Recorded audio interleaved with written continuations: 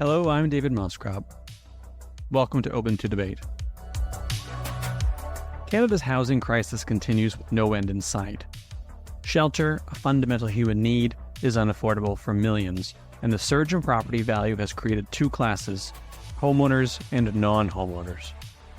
These two classes are often at odds with competing interests. Those who wish to enter the market often prefer lower prices, while those who own stand to benefit from higher prices. Governments at every level have been slow to respond to the housing crisis, and their actions have been insufficient to curb the problem.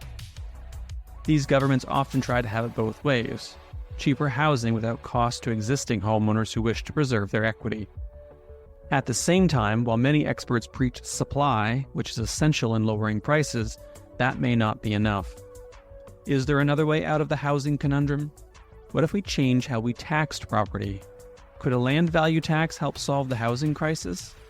My guest on this episode of Open to Debate is Floyd Marinescu, an activist, entrepreneur, angel investor, and head of Commonwealth Canada and UBI Works. Let's start with the problem and then work our way to discussing a potential solution. The problem is the housing crisis. Housing is unaffordable. It's unaffordable across the country. It's increasingly unaffordable. Politicians have been talking about doing something about this for years. The solutions obviously aren't having the effect we need them to have. What's your assessment of the origins and the causes for the persistence of unaffordable housing in Canada? Yeah, this is much debate. You'll hear people say that it's a supply issue.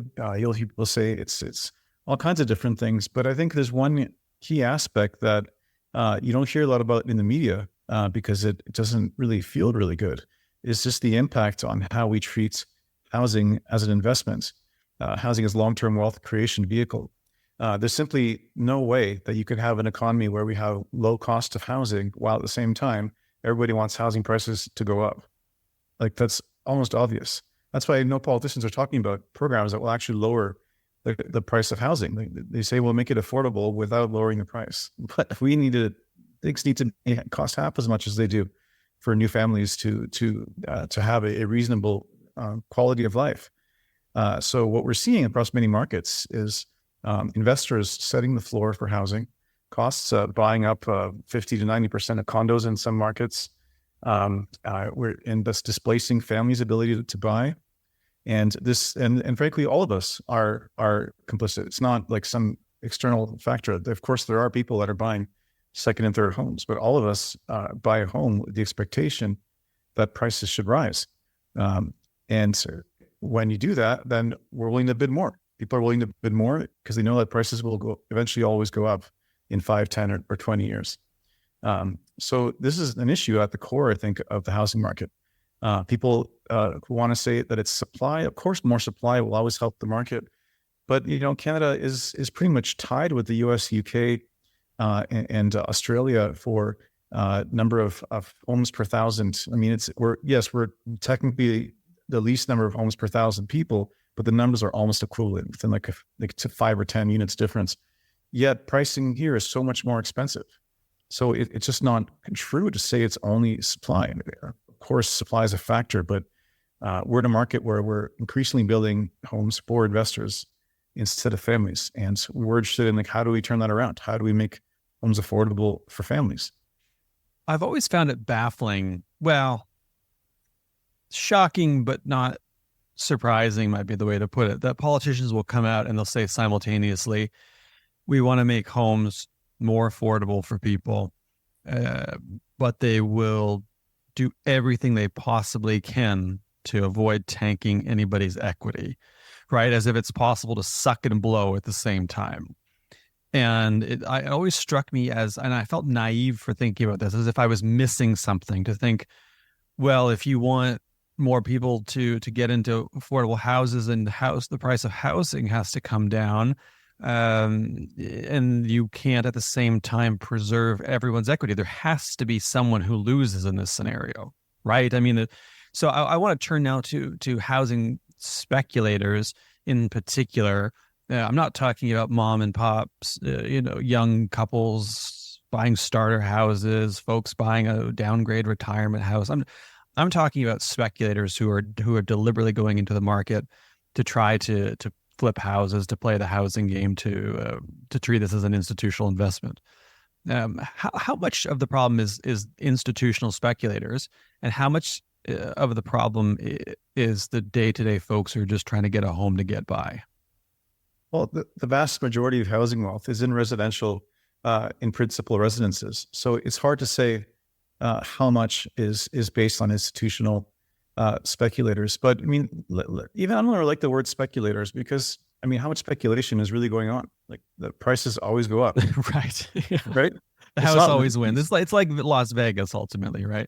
Yeah, it's not really speculating. I mean, I know people who bought apartment condos in a negative cash flow position and rented them out because they speculate that housing prices will go up. Now, they eventually will. Now, if they can survive the downturn, eventually the prices will go up and they'll be in the clear. But I think that the problem is that everyone, including institutional investors, are prioritizing capital gain, are prioritizing growth in the asset value, and bidding up prices for that reason, or willing to hold long-term for that reason, or the actual technical term for speculators, someone that's withholding property from its best use, for not selling it to someone who needs it, or has empty land or a parking lot and isn't developing it because land prices just go up. So why should they bother? Like, that's the technical term of speculator. Those are all problematic.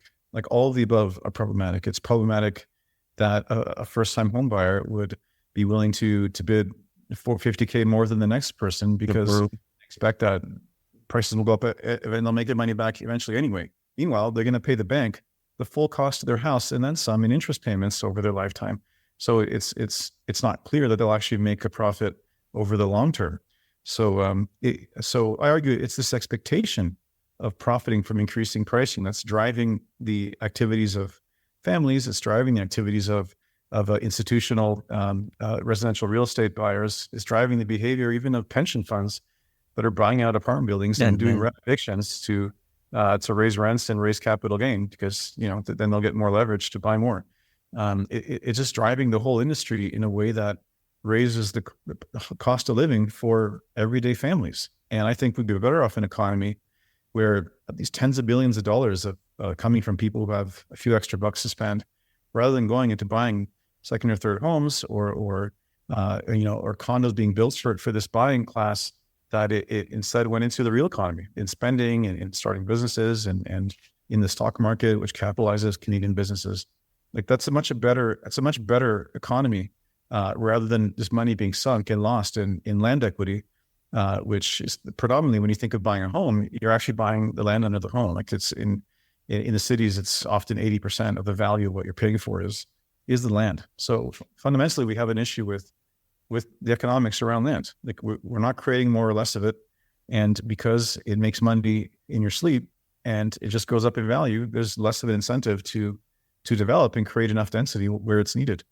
And so I'm interested, and we've been studying at Commonwealth Canada, how to turn that around so that we actually are building enough homes to satisfy market need, the market for people's need to live, not the market for people's want of wealth, and an increasing of capital gain, in a way that frankly is more fair and more capitalist than what we have now. Because these incentives that drive so much money into housing is not capitalist. Like, it's feudalist. It's like wanting to acquire land to profit from its gain, and its gain is created by society, not by the individual investor. Land value goes up because of the businesses, the workers in the area, public investments. It's not actually going up because of the work of the landlord. That's been as old as Adam Smith. It's a real, I mean, I suppose it's almost a literal sense of rent seeking. Well, at least when you're talking about landlords. I mean, they're really, as you mentioned, there's no value added. I want to dig into dig into solutions now, because you have a fascinating program that has a few elements, but I want to focus on one to start, and I want to get to that in a minute. So we're going to talk about land value tax in a moment, but first I want to understand what the current regime for taxing home ownership is in this country, at least in general. I mean, provinces, municipalities, things may vary here and there, but in general, what's the regime for taxing home ownership in this country? Yeah, I mean, in general, municipally, people pay a property tax. It's often 1% or so of the property's value. It's usually dramatically undervalued, and like even the home I'm in, the value on paper is like, I think, less than half of what I actually paid for it. But then in places like in British Columbia, they actually have a really good assessment system, and the values there are nearly matching the market rates. So there's a property tax. Then there's obviously, from a capital gains perspective, when you sell a principal residence, you don't pay any tax on it. And if you own second or third properties, or you own commercial properties, you would pay a capital gain of 25% upon its sale. And that is the current property regime. So basically, the tax system is, in a sense, is rewarding people who treat homeowners as assets, because you pay less tax on it than you pay on income. I mean, people are paying 50% income taxes in many cases. Meanwhile, you can get a second or third home and only pay 25% on the capital gain of that. And so that basically promotes homes to be expensive, because you're just incentivizing more money to flow there. Now there's a different way that we could approach that. We could tax incomes less, so we could tax assets and land more. That would have dramatically different and beneficial outcomes in how the market works. That basically the current regime, many would say that it's incentivizing the very system that we're in. Even some of the benefits the government creates for first-time home buyers. Mm-hmm. There are tax credits for first-time home buyers. So let me explain. Let me get it straight. So homes are too expensive. So we're going to sink tens of billions of dollars, hundreds of billions even, to help people pay more for homes to make them more expensive. Yeah, that's basically what the credit does. And it's been proven in research to show that it leads to increasing home prices in various countries where it's been tried. We also have a tax regime where we don't recognize that the increasing value of land is often due to public infrastructure. So what happens is, why don't we have more public transit in Ontario? Why don't we have high-speed trains? Why don't we have more subways? Well, because working people will pay for the cost of a subway expansion, and it's very expensive. And as the subway gets a new plot gets implemented, a new station goes up, the value of all the homes around it go up significantly.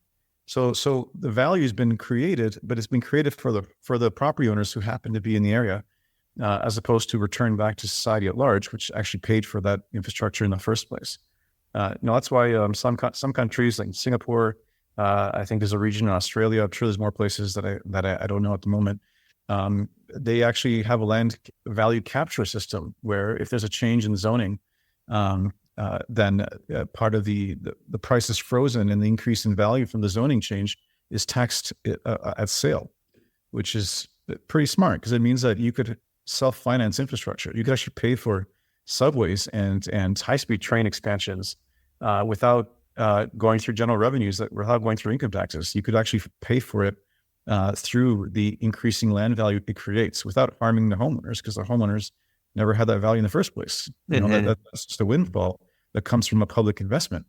So I would love to see us have, transnational high-speed trains. Why don't we have it? This is a way we could do that in a way that it would pay for itself. And so I mentioned that under your question of how is housing taxed now. The fact is the value increase from zoning changes or public investments isn't taxed, which again incentivizes holding and speculating on property. So it's systemic. It's kind of it's everywhere that we treat things this way. And before we get into the land value proposition itself, which we're going to do in just a second, listening to you run down this problem, it strikes me as problematic for a number of reasons. But one of them is it encourages a concentration of wealth into a class of homeowners who are a separate class from those who don't own homes, who are renters, for instance. There's an ownership class, there's a renter class. They're treated very, very differently, much like wealthy folks who primarily earn off of capital gains are taxed very differently than those who primarily earn off of income, and they're taxed favorably.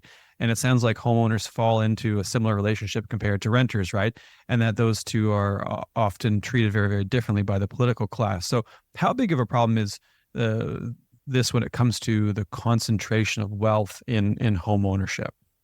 Oh, it's huge. I mean, I think if people who care about inequality or poverty walk away with one thing from this discussion, it's the impact of housing on inequality. Canada's billionaires' total wealth adds up to like $250 billion or something like that, but the value of land alone, not even the structures in Canada, is $6.4 trillion. So all this focus on billionaires is kind of missing the elephant in the room. That the real great divide between society is renters versus owners. Because in the last, I believe, 20 years in Canada, even pre-COVID, these numbers held. Average wealth of a property owner went up $380,000, but average rent for a renter went up $10,000. So that's a dramatic change in wealth outcomes that is not really earned, because working people are basically paying for the property appreciation in these communities, and that is benefiting property owners. And does it really benefit property owners? I mean, if you have a house that's gone up, that's doubled in value over 30 years, you can't really benefit from it unless you've had two or three of them and you sell those. Because if you sell your primary home, you got to buy another home that also went up by doubled in the last 30 years. So it's kind of a system that is eating itself in a sense, where it's just making life more expensive for next generations, for our newcomers, immigrants, for our children who can't afford to live near their parents and grandparents. So yeah, it is a big issue on inequality. I also, from the point of view of poverty, this has been studied, that the higher housing prices go, it's like a game of musical chairs. Like high-income people end up buying the homes that was previously were middle class people end up buying or renting homes that could have been afforded by low-income people, and really low people end up on the streets. Like that's what happens when housing prices get too high, which again, when land prices get too high. So we got to find a way to make this growing value of land, which is reflective of society's progress, benefit everyone. Like we got to find a way to incentivize productive development and not unproductive money literally sinking into the land. Well, let's talk about that right now. Let's talk about potential solutions, because we know that there's been plenty of solutions floated on both the supply side and the demand side. There's been patchwork government regulations, sometimes at odds with itself, government programs, pouring more gas into the fire with new home ownership tax credits and plans. You can take money out of your RSP to put down for a first-time down payment and so on. Banning foreign buyers for a period of time, banning flipping for a couple of years, and so on. So there are patchworks of attempts. The new program to get municipalities to build funding federal bucks, which has created a big fight across the federation with the provinces, of course. Absolute mess. You're advocating for a land tax and concomitantly shifting away from income tax for a subset of taxpayers. Can you walk us through how that system would work? Yeah. So a land value tax is a tax on the unimproved value of the land. It means that if you have a skyscraper and a home or a parking lot occupying the same amount of land in the same part of town, they would be paying the same land tax, which means the incentives would be there for the parking lot owner or the house owner to redevelop or to sell to developers to create the density that is needed. And certainly, the parking lot owner would not benefit from just sitting there and waiting for taxes for land value to go up, because they're paying a higher carrying cost for that land. Because if the land can sustain a skyscraper, that there's enough demand from society for it, then the value of that land would be too high for the parking lot owner to afford to just sit on it as a parking lot.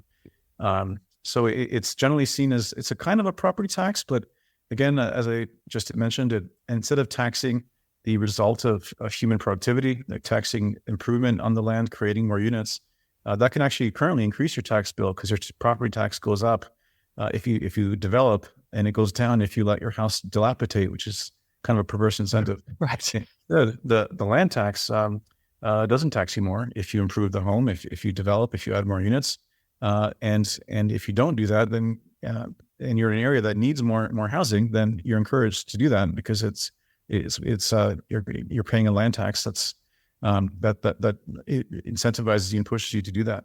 So it would impact supply, demand, and allocation incentives that are currently, I think, plaguing the market. Like on the demand side, at the end of the day, like housing is a long-term wealth creation vehicle. So a lot of money is going into housing more than it would if it wasn't a long-term wealth creation vehicle. And let me differentiate. There's a difference between appreciation of a property and versus the yield you can get by renting it out. Renting out a property to someone can generate you a fair return. It's like a business service. It's almost like leasing someone a car. And that would be, that is a good business. That is actually useful to society. But buying homes and then not developing them or not maintaining them well, just because the value will go up in the long term, that isn't really useful to society. You're not necessarily adding or providing a service. So a land tax basically taxes this unearned gain of value creation that comes from society's improvements and societal progress. And in exchange, would untax something else. And generally, it's argued that we should shift from income taxes on companies, even taxes on properties, instead just tax land.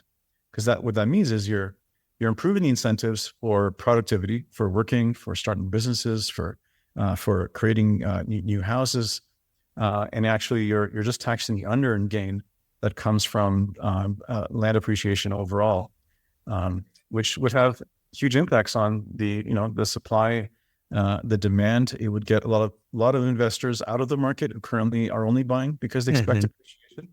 I just saw a stat on a Global Mail article that if mom and pop investors, for instance, exited the market, you could create 1 million homes over 10 years without actually constructing any new homes because they would not be interested in simply renting them out for rental yield. Because if it's not also a capital gain. So this is how it works. We're literally collecting the value the society creates and redistributing it back to society through whatever government public services and expenditures that we have, instead of taxing earned incomes through income taxes. And at Commonwealth Canada, we've been trying to crunch the actual numbers on this. And we estimate that federally across Canada, if there was an overall land value tax that would be equivalent to 4.2% of today's tax on today's value of land, you could actually use that to replace income tax on the first $88,000 of earned income, which means that you wouldn't pay any income tax on the first $88,000 that you make, which would improve It's good everyone. news for journalists. That means no income tax at all for most journalists. No tax for most journalists, and even wealthy people, the first $88,000 wouldn't be taxed. Sure. And it would have profound improvements on the bureaucracy. Less people would have to worry about those things. Be cheaper for businesses to hire, easier for people to work wherever they want. And that's national. And I actually think the number would be higher because realistically, this would be done provincially. And if BC or Ontario implemented this, where the values are higher, it could even be a higher tax offset. Maybe there wouldn't be any income tax at all. Right. So that's one way to do it. Another way to do it, which is more incremental, is what we're actually seeing in parts of the US, where the cities themselves have a split rate tax. They're reducing the property tax and they're increasing a land tax. So the mayor of Detroit is trying to do this now as a way to curb blights, to increase the burden on people that are just holding dilapidated homes first, waiting for their price to go up like a lottery ticket, and reduce the tax on people living in their homes. And so actually he's promoting a shift from property tax to land tax as a form of tax relief, that 97% of people in Detroit would have a lower tax bill. So we're actually doing that distributional analysis at Commonwealth right now. And we're not finished yet, but it seems that on the average, most of Canadians, including homeowners, most homeowners on the average would be better off in such a tax shift on a pure numbers basis, cash basis. Means that you pay less in land value tax than you would in income tax.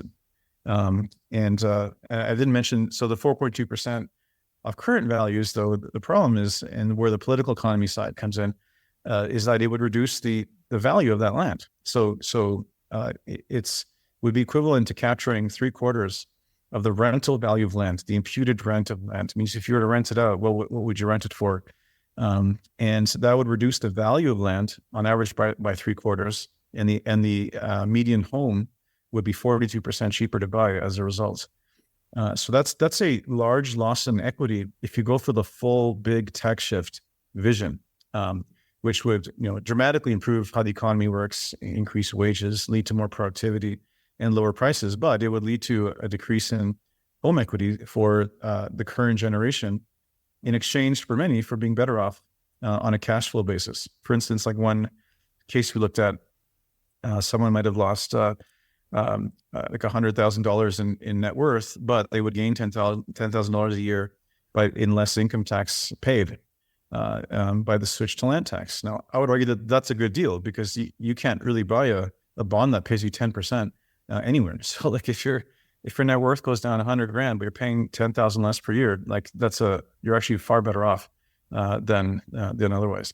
You've anticipated a question I want to get to expressly, but very quickly though, about knock-on effects. So you've made a good case here for a lot of people who who may be better off taking a hit with the bottom, assuming their equity is fundamentally or even primarily or exclusively for that matter bound up in the value of their home.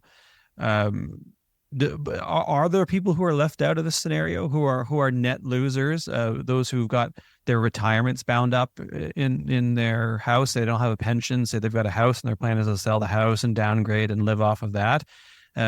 What about investment plans? I mean, you mentioned earlier that there are pensions, including public service pensions, who are bound up in these. Are there net losers in this scenario? Yeah, there are net losers. That's why any realistic transition has to account for that. So there's many ways to approach that. For instance, that seniors, people on low incomes, could have a unlimited deferral ability so the tax could apply as a lien on the property until it's eventually sold. That's one approach. Another approach is tax credits for those on fixed incomes, but live in homes they've been in for a while that they could get for 10 or 20 years, giving them enough time to sell or decide where they want to live. That needs to be accounted for. Tax credits for farmers, because in some cases, farmers have land that's worth a lot more than the produce that they're producing. But that's an issue for social policy, right? Is how much do we value creating our own food stocks, and the government should have the right incentives and supports in place. But it would obviously, by making life more affordable for the next generation, and then that means the current generation who benefited most from skyrocketing home prices, something's got to give. And I've spoken to a lot of people, including seniors, who think, you know what, I don't mind if I lose a bit of that net worth because I want my grandchildren to live near me, and for them to not be spending what we're seeing upwards of like 50, on average, 48% of people's paychecks going to mortgage payments, or even as high as I think it's 73% in Victoria, BC, and that's crazy. That's not really a life at that point. You're just treading water, especially in a high interest rate environment, right? I mean, right now that's particularly acute. Yeah, I mean, high interest rates will drive prices a bit lower. I think we're going to be headed towards a pretty major recession as 2/3 of mortgage payments come up for renewal in the next year, I believe, next year and a half, which means that, by 2026, we're going to have a lot of families that are either in a much worse position on a monthly cash flow basis, or we're going to have what we've seen so far, which is the banks becoming even more of a landlord class, where they're issuing 47-year mortgages or negative amortization mortgages, where it means that your principal is actually increasing over time as you make your monthly payments. You're not actually paying down your debt at all. So the bank is your permanent landlord, and like almost forever in that case. So you see, the system is so perverse because the whole system, including the banks, are just also expecting prices to eventually go up. So they're willing to do negative amortization mortgages because, eventually the home will go up in value. And if it doesn't, well, too bad for the mortgagee. They're just going to keep spending more and more of their paycheck on interest and not actually have any benefit. So that's crazy. I mean, there's not much difference between that and the old feudal system where the great lords of the land were just charging the peasants all their produce, and they were just living in poverty. Like that's not what we want, right? We want to make capitalism is supposed to lift all boats, but this way we treat land as an investment is a leftover of the old feudal system, and we're still suffering from it today.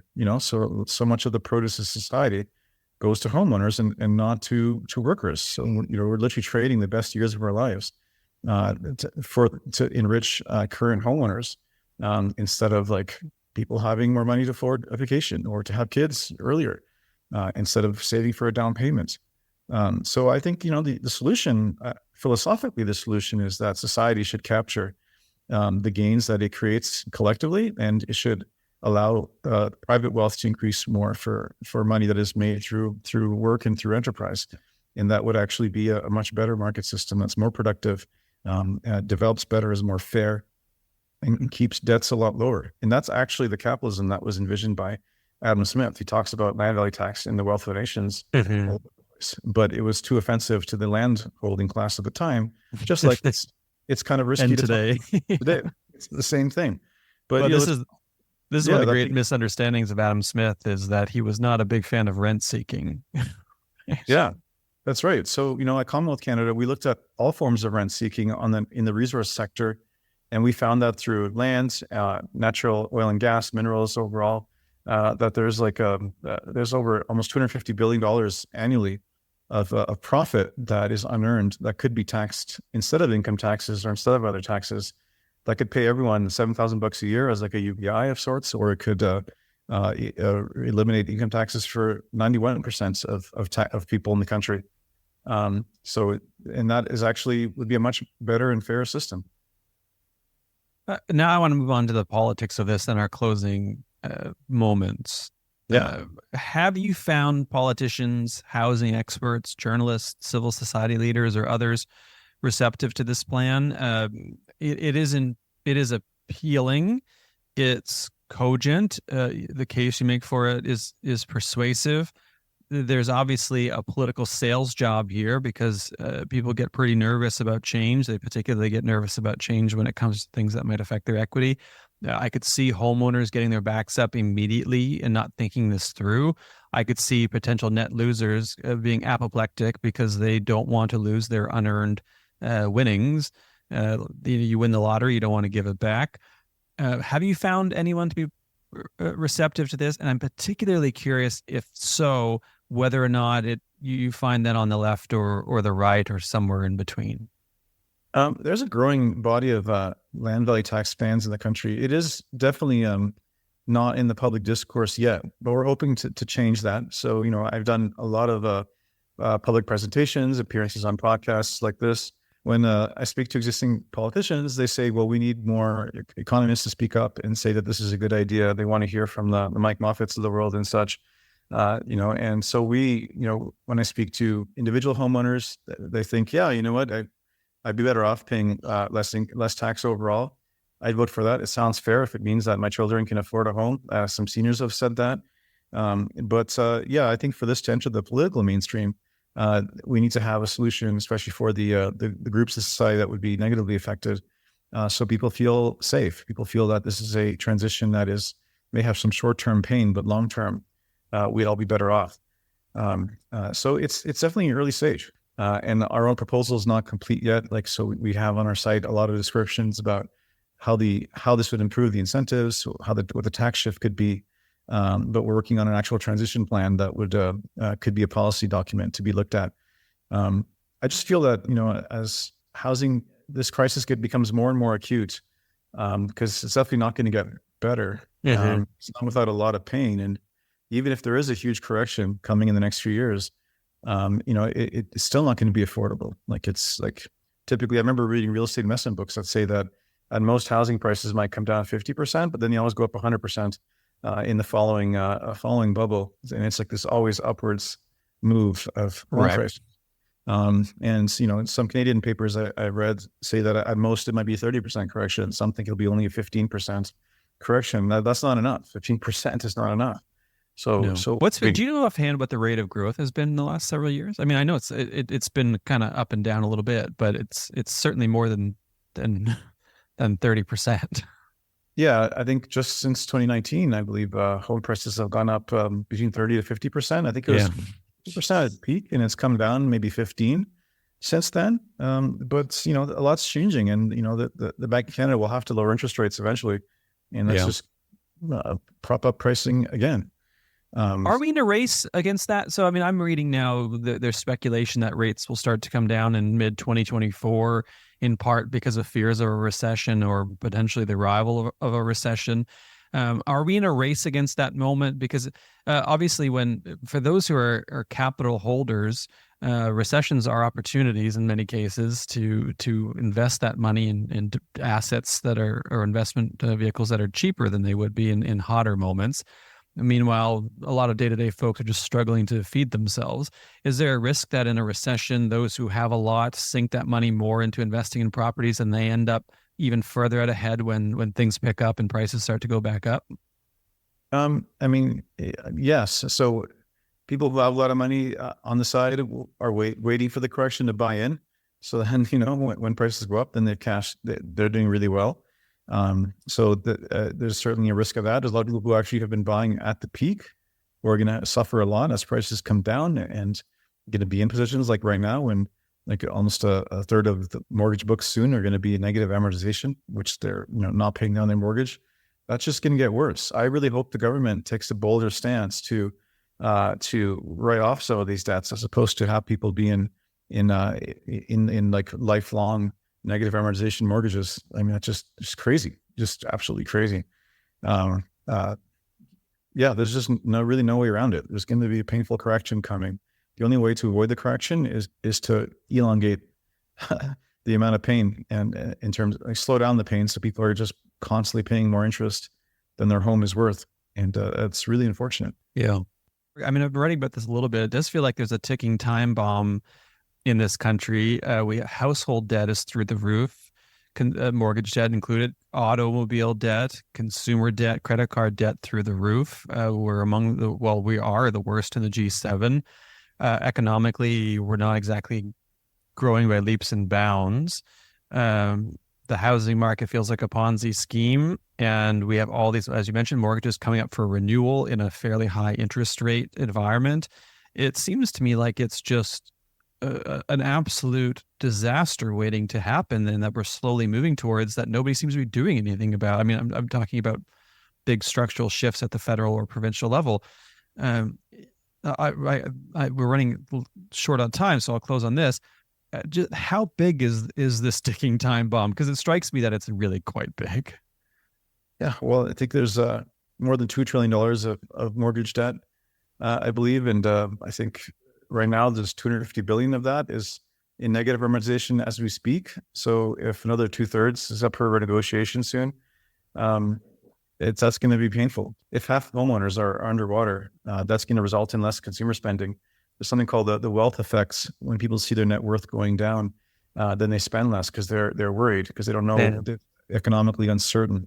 And that then has a trickle-on effects to cause broader recession and less spending overall.